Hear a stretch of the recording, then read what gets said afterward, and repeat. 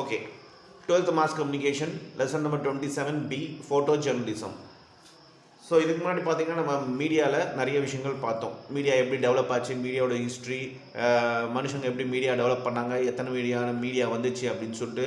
So traditional மீடியாவிலேருந்து digital media வரைக்கும் நாம் படித்தோம் இது வரைக்கும். இதில் பார்த்திங்கனாக்கா இப்போ ஃபோட்டோ ஜேர்னலிசம்னு ஒன்று இருக்குது.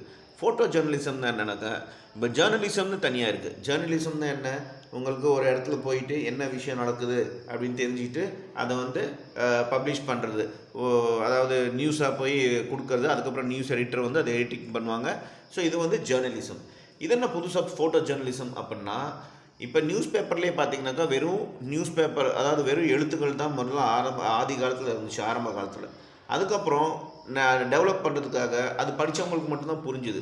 அதுக்கப்புறம் என்ன ஆச்சுனாக்கா வந்துச்சு, டிவி வந்துச்சு. டிவி வந்தோடனே படிக்காதவங்க மக்களுக்கு புரிய ஆரம்பிச்சிச்சு. ஏன்னா டிவியில் எல்லாமே பார்க்க ஆரம்பிச்சிட்டாங்க அவங்க. ஸோ நம்ம நாட்டில் பார்த்திங்கனாக்கா படித்தவங்களோட படிக்காதவங்க தான் அதிகமாக இருக்காங்க. ஸோ அதனால டிவி பார்க்கும்போது எல்லா விஷயமும் அவங்களுக்கு ஈஸியாக புரிஞ்சுது.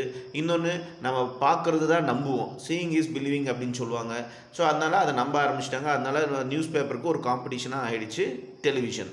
ஸோ நியூஸ் பேப்பர் என்ன பண்ணாங்கனாக்கா, சரி இந்த ஒரு விஷயத்தை புரிஞ்சுக்கிட்டு அவங்களும் தன்னோட நியூஸில் பார்த்திங்கனாக்கா, முக்கியமான நியூஸில் ஒரு ஃபோட்டோஸ் எல்லாம் சேர்த்தலாம் அப்படின்ட்டு சொல்லிட்டு ஆரம்பித்தது தான் இந்த ஃபோட்டோ ஜேர்னலிசம். வாங்க அதை பற்றி என்னென்னு பார்ப்போம். 27.1 meaning of photo journalism. Photo ஜேர்னலிசம்னா என்ன, அதோட அர்த்தம் என்ன? Every morning we wake up and read the news paper.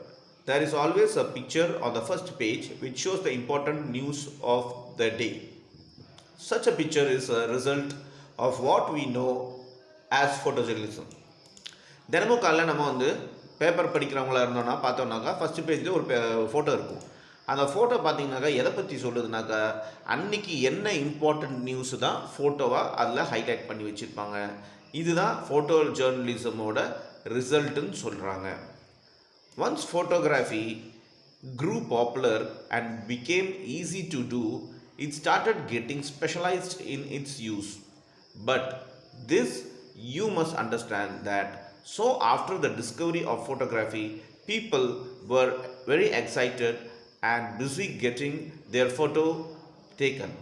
Soon they started traveling with the cameras, gathering pictures of far off places and showed them to people who could not get there.